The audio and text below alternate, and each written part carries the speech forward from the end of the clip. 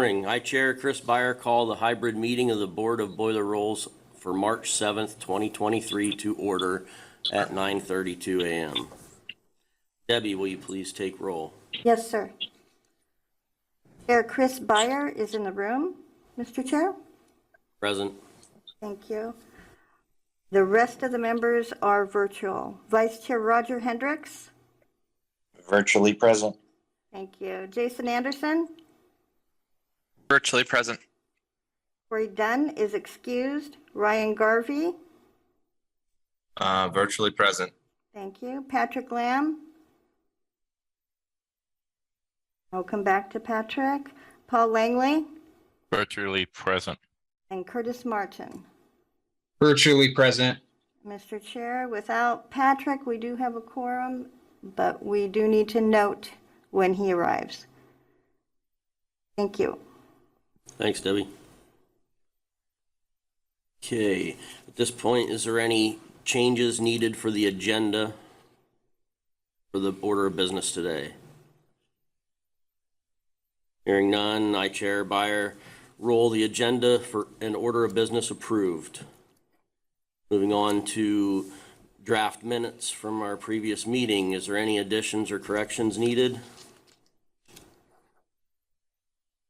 Hearing none, I, Chris Baier, roll the draft minutes of December 6, 2022 final. Our next scheduled meeting is June 6, 2023.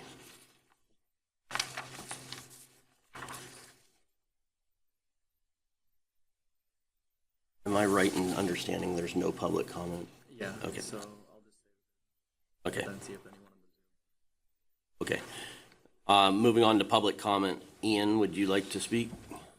Thank you, Mr. Chair. Ian Paik, analyst with the division. We did not receive any requests for general public comment. I would like to take this moment here just in case there's anyone on the Zoom meeting or in the room that would like to provide the board with general public comment. Hearing none, thank you, Mr. Chair. That concludes general public comment. Thanks, Ian. Moving on to a boiler program update. Mr. Clark, would you like to take over? Yes, thank you, Mr. Chair. This is Tom Clark, Chief Boiler Inspector with the division. I got a couple things I'd like to go over with the board today. I'm going to start with overdue numbers. Hopefully you all received those in an email very recently. Sorry for the delay on those. If you had a chance to look at them, you will see that there's a fairly staggering increase in the numbers in January, and I wanted to give you some context for that. Since we don't have a copy here in front of our chair, I'm going to pull them up on my laptop real quick while I talk about this. But what happened was the overdue skyrocketed from the high teens, low 20s, all the way up to 31% at the state, which is a number that I have not seen in my 8 years with the division. And because of that, I did some research into what happened. How could this have happened? We initially thought, well, maybe it's due to all of our issues with staffing. We had 2 vacant positions for over a year. That could have led to it. But really what it boils down to is actually the way that our inspections are scheduled. So we have different inspection cycles for different types of equipment. We have equipment that is inspected annually. We have equipment that's inspected every 2 years, every 3 years, every 4 years, and every 6 years. And so every 12 years, all of those cycles are due at once. So every 12 years, we have this wave of a huge workload that hits. And there's some more detail to that. Things are staggered a little bit, so it ends up being more of a 3-year wave than a 1-year wave. But the brunt of the workload hit us January 1st of this year. So that's why we saw such a massive spike. We expect that that spike will probably last through the year, not just because of the scheduling, but because we've had staffing issues. We're just getting back up to a full team now. It'll take us a while to start eating away at all these overdues. Hopefully 2024 will be a slower year, and 2025 we should have come all the way back down the other side of that wave, and we should be able to catch up really well by then. I'm hoping we can see numbers back down into the 20s soon enough, but I really can't make any guarantees with training new inspectors and other things that we have going on. Any questions about that before I move on? Not hearing any. Let me get back to my notes here. As I mentioned earlier, it's the boiler program. We've always got staffing changes going on. So I have a couple of staffing changes to announce for you. First is at the start of last month, February 1st, we had a new inspector start in our Southern Territory. His name is DJ Wallace. He comes to us from an insurance inspection agency where he worked down in the state of Texas.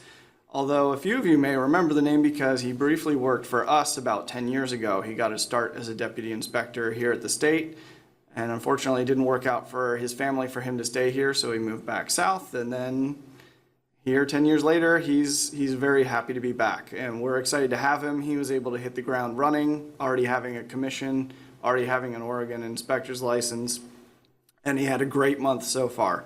So we're really happy to have DJ, and we welcome him to the team.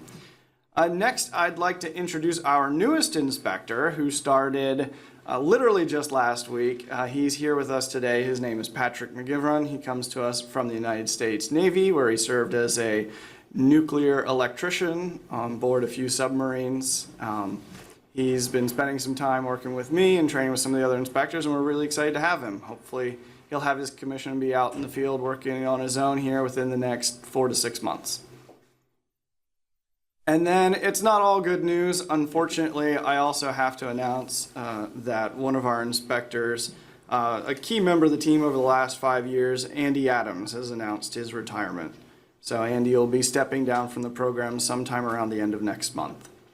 We are really sad to see Andy go. He's been an awesome member of the team, provided a lot of great training to the team on some of the larger scale boilers and things that we don't normally see, so he will be missed. Next thing I'd like to touch on, if I could borrow this, please. So I don't know if you can all see this, but this is BCD's 50-year celebratory magazine that we've been putting together here over the last few months. It's all come together. It tells a lot of great stories about how BCD was founded, some of our major milestones and accomplishments over the last 50 years. And one of them that's touched on there is the accomplishment of the boiler program achieving a 100-year anniversary back in 2020. And so we're going to send all the board members a copy of this magazine so they're able to take a look at that, read those articles, read the boiler article, and hopefully it's something that you enjoy. So be looking for that coming soon. Next, I'd like to announce a change to our CE committee. Under the direction of our board chair, we have appointed volunteer Ryan Garvey as the newest member of the CE committee. So congratulations, Ryan. Thank you for volunteering and stepping up. He'll be participating with the CE committee starting this upcoming cycle. Then the last thing I want to touch on during my program update, it's always my least favorite thing to talk about. That, of course, is accidents. Luckily, none of these are major accidents that I have to share with you.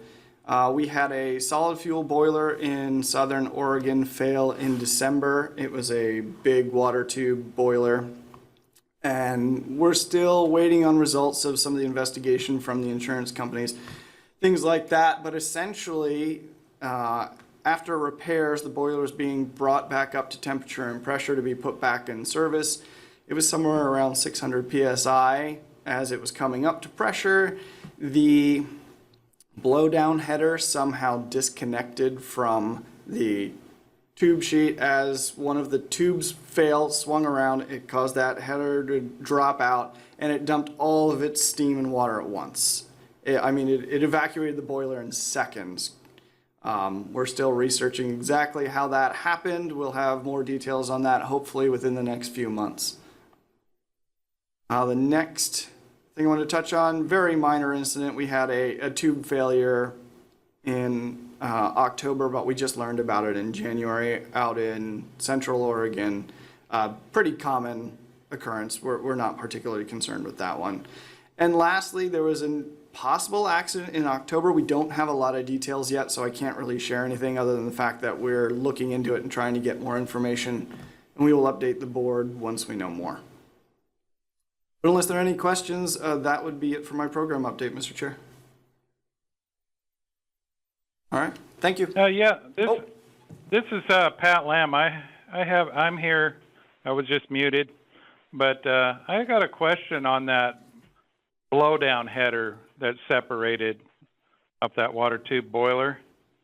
That didn't have nothing to do with. I mean, the water treatment companies around here have for years taught people to open and close the quick opening valve to stir up the mud drums and boilers and stuff, stir up the sediment so they blow out. So you're basically creating a water hammer. Has anybody looked into that as a source of failure? That's a really good question. I don't know that we've looked into that. This is a very large scale. We're talking multi-story power generating boiler, and but they were in an operating. Every plant I've worked in almost for 40 years now has taught that method of using that quick opening valve or any other valve to create a water hammer to stir up the sediment.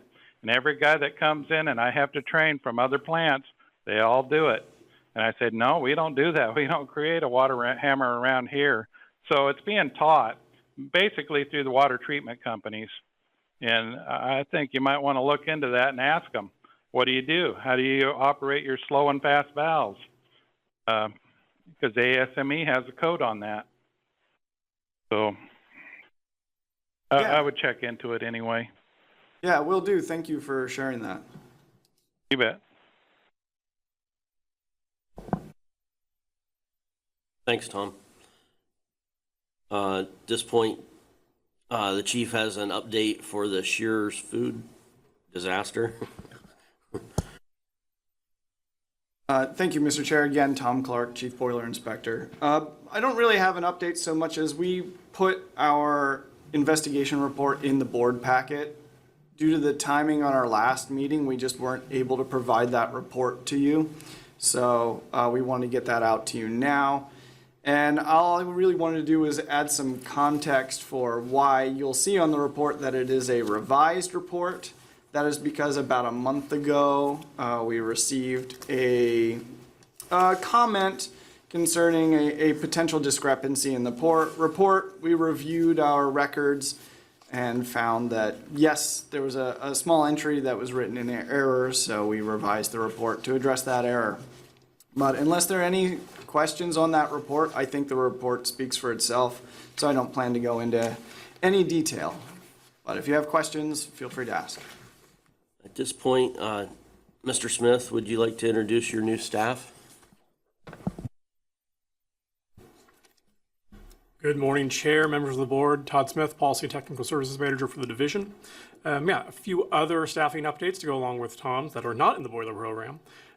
We have a new contested case representative, Emily Roque. She comes to us from the Department of Ag, where she was involved in enforcement actions.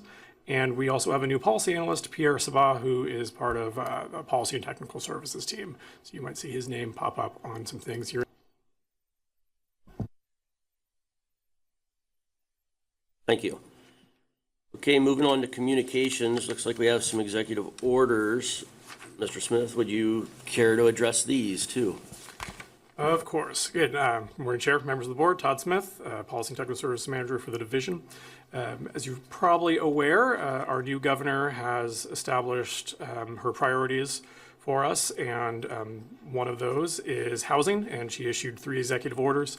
There's nothing directly impacting the boiler program in those orders, but just wanted to keep the board up to date on what else is happening around the division. We will be helping staff some of the committees that she's put together and one of the Housing Production Council that was created by these executive orders as well. Happy to answer any questions if you have any.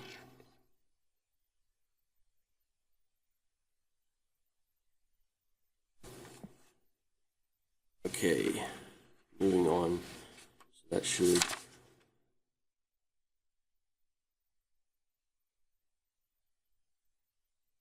I think that kind of addressed all of them. Sure. Yeah, I will point out that we also included a outline of what the division's doing about affordable housing Yeah. as well, related to those executive orders, but not directly the same. But Excellent. happy to answer any questions on that as well.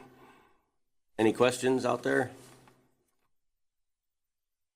Hearing none, thank you. Thank you. Okay, we have no appeals, no finished business, new business. Ian, would you like to speak to the, Thank you, Mr. Chair. Ian Paik, analyst with the division. This continuing education cycle, the committee evaluated 29 applications from 9 organizations. Ultimately, the CE committee recommends 15 courses for approval and 14 instructors for approval. This agenda item will require a motion to approve or disapprove the committee's recommendations. Examples of motions are included in your agenda packet. Thank you.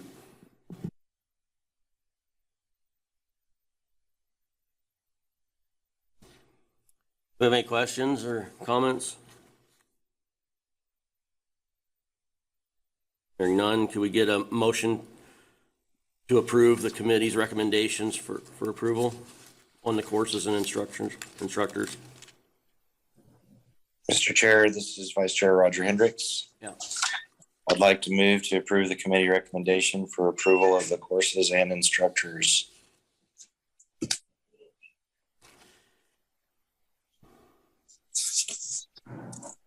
Thank you. Debbie, would you mind taking a vote, please? Thank you, Mr. Chair. Jason Anderson, Yes. Ryan Garvey, Yes. Patrick Lamb, Yes. Paul Langley, Yes. Curtis Martin, Yes. Vice Chair Roger Hendrix, Yes. and Chair Chris Baier. Yes. Mr. Chair, the motion passes unanimously. Thank you, Debbie. Wow, that went quick. There being no further business, this meeting is adjourned at 9:50 a.m. Thank you all for coming.